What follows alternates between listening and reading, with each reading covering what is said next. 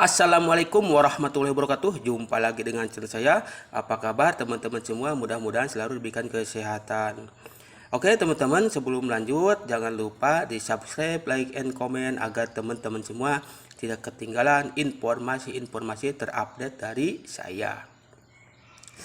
Di kesempatan kali ini saya akan meluruskan pemahaman para member pionir yang keliru.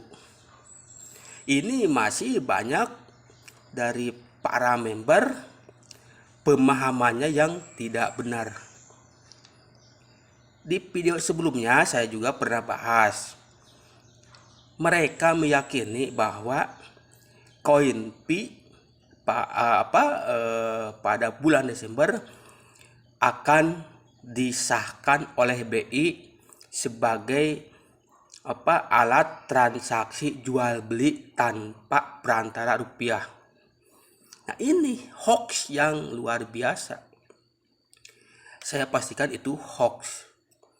Begitu. Jadi saya juga bingung ini mau bilang apa kepada mereka. Apapun saya katakan itu tidak mempan, tidak digubris, ya itu terserah saya. Yang jelas saya itu sudah ngasih tahu, jangan sampai disemprot lagi oleh Wamendag. Begitu. Ini saya ada komen ya di Facebook, namanya Kang Jajang Neverdays, keren namanya Neverdays. Neverdays itu tidak akan pernah mati. Nah, ini Kang Jajang ini memang itu merespon status yang di atas. Statusnya apa? Itu tidak saya tampilkan, saya lupa lah. Jadi statusnya seperti ini. Koin kripto itu aset komoditi, hanya bisa diperdagangkan. Jadi kripto itu sebagai aset saja, bukan mata uang yang bisa dijadikan alat pembayaran. Apa komentarnya? Nah, ini saya bingung gitu orang kayak gini. Nah, ini dia komentar, buktinya saya sudah belanja bayar pakai Pi. Gimana tuh? Ya terserah, itu ilegal. Kalau ketahuan Wamendag ini bisa disemprit lagi nih. Belanja pakai koin Pi itu melanggar Undang-Undang Nomor 7 Tahun 2011 tentang mata uang negara. Setiap negara memiliki mata uang. Begitu bro. Ini saya juga sudah kehabisan kata-kata. Katanya ini sudah pernah belanja pakai koin. Ya ilegal. Pakai daun pun kalau sesuai kesepakatan ya bisa. Tapi kan itu ilegal bro. Tidak bisa. Yang namanya mata uang itu bisa diterima oleh semua kalangan. Begitu. Uang 100.000 bisa dipakai oleh semua orang. Ya kan, mohon maaf ada pemulung itu dapat dijual barang rongsokannya dijual itu kan yang dicari itu rupiah. Terus misalkan yang ngamen yang dicari rupiah, pengusaha besar pun itu yang dicari rupiah. Kalaupun misalkan dolar tetap harus dirupiahkan kalau pengen ditransaksikan di dalam negeri. Begitu.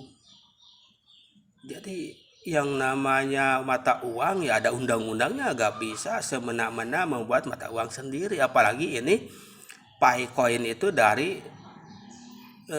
negeri seberang, dikeluarkan oleh Nicholas yang notabene dari Amerika. Ini mau ditransaksikan di dalam negeri sebagai alat pembayaran, sangat penghinaan sekali ini. Penghinaan terhadap negara. Jelas sudah ada rupiah. Sebenarnya saya juga bingung. Jadi itu salah ya.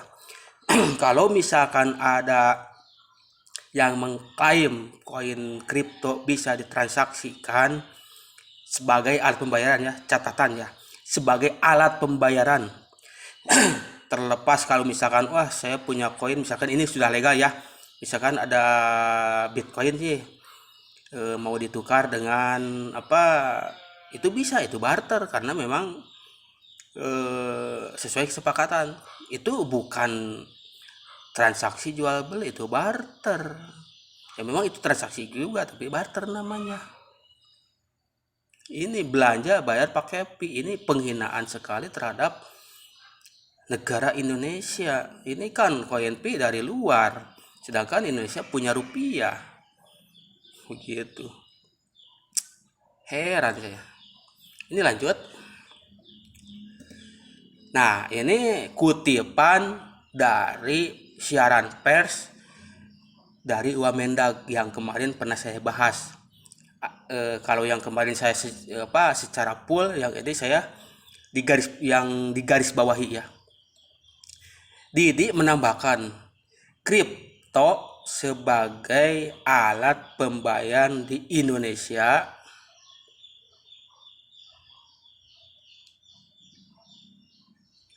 jadi ini kripto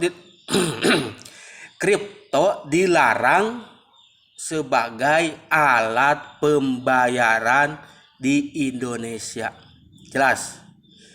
Kripto dilarang sebagai alat pembayaran di Indonesia. Masih belum paham? Saya ulangi lagi. Didi menambahkan, kripto dilarang sebagai alat pembayaran di Indonesia. Sudah paham ya? Gak perlu diulang-ulang lagi, apalagi sampai harus dibahas lagi di komentar. Begitu. Sesuai amanat Undang-Undang Nomor 7 Tahun 2011 tentang mata uang. Nah ini ada undang-undangnya, gak sembarangan lah. Pengen mata uang sendiri, apalagi ini dari luar, sini sungguh penghinaan sih. Nah ini terkait Pi Network sebagai aset kripto. Aset kripto, ngerti aset gak? Aset ya, aset. Astagfirullah, ini sih berulang kali ngasih tahu masih aja kagak paham. Jadi aset yang dapat diperdagangkan di Indonesia. Indonesia tidak anti kripto, tidak anti koin, tidak anti koin-koinan. Toh banyak juga koin kripto yang terdaftar di Bapepti, itu banyak bro, banyak.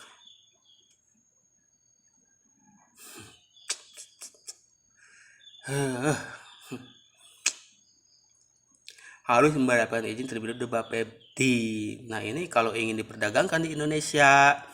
Nah ini Pi Network misalkan ya open mainnet sudah ada harganya, terus ingin ditransaksikan, diperdagangkan, itu harus melalui proses izin Bapepti.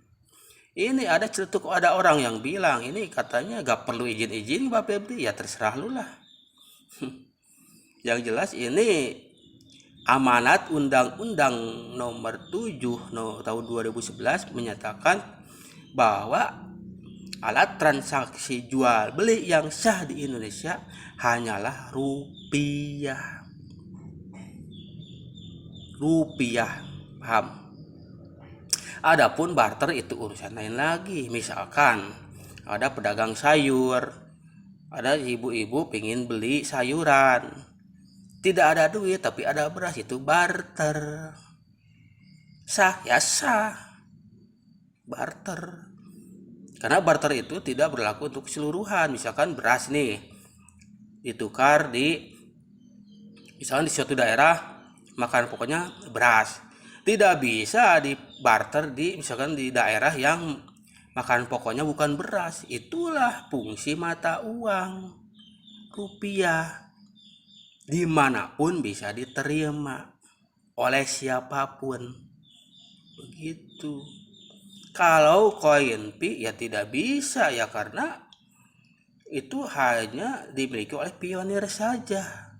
Yang tidak punya itu gimana? Nah, makanya itu ngaco kalau misalkan ini konsep dasar mata uang harus paham dulu. Begitu. Kan ada yang bilang ya bisa lah katanya pakai alat pembayaran tapi sesama pionir, tetap saja tidak bisa. Kalaupun bisa itu bukan jual beli seperti yang dibilang yang tadi, belanja itu barter. Itu pun itu barter itu bisa disebut juga apa ya, terselubung juga sih. Jadi jelas ya. Nah, ini ada seorang member pionir yang ya saya juga setuju sebenarnya ini. Setuju terus. Nah, ini ada Coinpi Network ini di channel YouTube ya. Begini penjelasannya, setiap negara wajib mempunyai mata uang. Ya betul, itu juga pernah saya bahas di video sebelumnya, bahwa setiap negara itu pasti memiliki mata uang. Itu gak perlu dibahas lagi di komentar. Makanya teman-teman kalau mau nonton YouTube ya sampai tuntas, jangan sepotong-sepotong. Nah, ini akibatnya dibahas lagi di komentar. Padahal saya juga itu membahas seperti itu. Yang resmi yang berlaku untuk digunakan di RI ya tetap mata uang rupiah, betul. Jadi kalau misalkan ada member Pi yang bilang mata uang kripto Pi Network bisa ditransaksi jual beli tanpa perantara rupiah, itu bullshit ya, omong kosong, itu hoax. Ini member Pi Network sendiri bilang Pi Network kalau misalnya sudah listing pun tetap masih sebagai cryptocurrency. Ya betul, ini juga yang saya bahas di video sebelumnya seperti itu. Yang namanya kripto itu aset komoditi yang bisa diperdagangkan gitu. Ini mah kalau misalnya di video ini sudah saya bahas masih belum paham, astagfirullah, ini keterlaluan sekali. Yang pasti harus ditukar dengan uang fiat ya, betul. Saya juga bilang begitu bro. Ini Coinpi barter ya, barter juga sesama ekosistem Pi Network ya, itu silahkan saja. Tapi jangan bilang ini mata uang yang bisa dibelanjakan seperti yang tadi di kolom komentar. Karena kalau sudah belanja, itu buka belanja transaksi jual beli ya salah juga, itu menyalahi aturan bro. Jadi begitu dah. Kesimpulannya bahwa Coinpi Network tidak bisa dijadikan alat pembayaran. Kalaupun bisa, ada yang transaksi jual beli pakai Coinpi itu adalah ilegal, melanggar Undang-Undang Nomor 7 Tahun 2011 tentang mata uang rupiah. Itu dijelaskan secara detail. Kalau masih kurang paham, silahkan kunjungi atau di Google carilah Undang-Undang Nomor 7 Tahun 2011. Coba dibaca. Baca. Oke, cukup sekian. Mudah-mudahan ini mencerahkan. Tidak ada lagi yang nyebar hoax. Heran. Ini Ublok-Ublok TV juga saya ogah sih nontonnya, tapi kalau dilihat-lihat dari thumbnailnya banyak hoaxnya. Makanya Ublok-Ublok TV disemprit oleh Wamendag. Ya jelas karena nyebar hoax terus. Saya kalau misalkan mau bikin konten ya pasti riset dulu lah. Kalau mau bahas tentang mata uang ya saya cari undang-undangnya ya, seperti sekarang saya kutip dari Kementerian Perdagangan, ada Bapepti. Itu pernah saya ditunjukkan juga websitenya. Tidak sembarangan bikin konten. Kalau misalkan ada yang tidak senang atau tidak setuju ya silakan, karena saya jelas referensinya dari Bapepti, websitenya Bapepti. Begitu. Paham? Kalau masih belum paham juga keterlaluan. Oke, cukup sekian dari saya. Mudah-mudahan ini mencerahkan. Tidak ada lagi yang termakan berita hoax oleh para leader, apalagi iming-iming kekayaan cuman klik petir begitu. Jadi harus waspada. Walaupun gratis, tetap harus waspada. Sekian dari saya. Sebelum diakhiri, kalau suka dengan video saya jangan lupa di subscribe, like, and comment. Itu kalau suka. Kalau tidak suka ya jangan memaksakan, yang ujung-ujungnya merusuh juga itu di kolom komentar. Sekian, assalamualaikum warahmatullahi wabarakatuh. Salam cerdas.